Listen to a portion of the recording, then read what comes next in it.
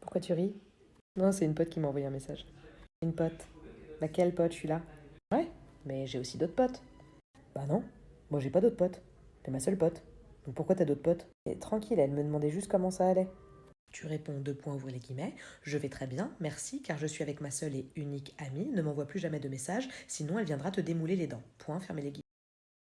Alors moi, pour soigner mon anxiété, je suis allée voir un psychiatre, voilà, qui m'a prescrit des médicaments, des inhibiteurs sélectifs de la recapture de la sérotonine, autrement dit des antidépresseurs. Et là, à partir du moment où tu lâches le mot antidépresseur, t'as toujours quelqu'un pour te dire quoi?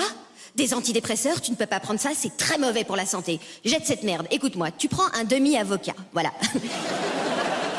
Tu te le frottes contre l'anus, oui. Non, faut enlever le noyau avant, évidemment.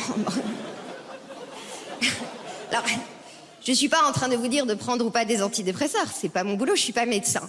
Mais je dis juste qu'il faut dédiaboliser ces médicaments parce que c'est des médicaments qui sauvent des vies et arrêter de culpabiliser les gens qui les prennent, surtout quand on n'y connaît rien. Les gens, ils confondent les antidépresseurs avec les anxiolytiques qui sont pas du tout la même classe de médicaments. Comment ça fonctionne les antidépresseurs, en tout cas les inhibiteurs sélectifs de la recapture de la sérotonine, je vous explique. Dans votre cerveau, d'accord, vous avez un neurotransmetteur qui s'appelle la sérotonine qui contribue notamment à votre bien-être. Donc vous avez la molécule de sérotonine, elle est là, elle se balade, là. Et puis vous avez vos neurones, et vos neurones, ils adorent la sérotonine, ils sont là, mademoiselle. Et la sérotonine, elle fait, oui, c'est à quel sujet? Et là, hop, le neurone, il vient capter la molécule de sérotonine. Et ben l'antidépresseur, il vient, il fait, recrache la molécule de sérotonine, voilà. Ce qui permet à la molécule de sérotonine de rester comme ça dans vos synapses, en l'espace entre vos neurones. Les meufs, par applaudissement, qui s'est déjà fait emmerder dans la rue par un mec au moins une fois dans sa vie? Par applaudissement. Voilà. Écoute-moi, la stat, elle est incroyable. 100%. 100% des femmes se sont déjà fait emmerder par un mec dans la rue. C'est-à-dire que là, si t'as pas applaudi, c'est que physiquement, c'est chaud, cousine. Là, ça veut dire que la nature, elle t'a donné un bouclier. En échange, elle t'a repris des dents. Toi, il t'en reste 4 à la queue leu. T'es là, j'espère pas faire emmerder ce soir dans la rue, hein. Mais là, c'est très chaud, hein. Parce que 100%, ça veut dire que même Marine Le Pen, ça lui est déjà arrivé. Et il en faut pour faire chier Marine Le Pen dans la rue. Elle a quand même la tête de son père avec une perruque. Tu vois, c'est pas elle que t'as envie d'emmerder. Mais même elle, ça lui est déjà arrivé. Moi, je dis un truc. Si ça lui est arrivé une fois dans sa vie à Marine Le Pen, j'espère qu'un truc, c'est que le mec en face, c'était un arabe. Le moment, il a dû être délicieux.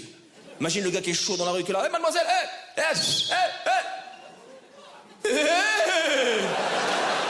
Ah, non, je suis... Oui, je... Magnifique moment. Tu vois, moi ce matin c'était pareil, je suis tombée sur un gros con, j'ai failli le démonter.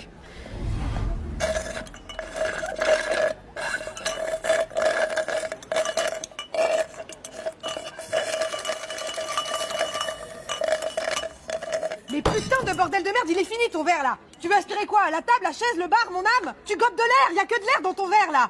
Ouh, ah, je vais te foutre ta paille dans le cul.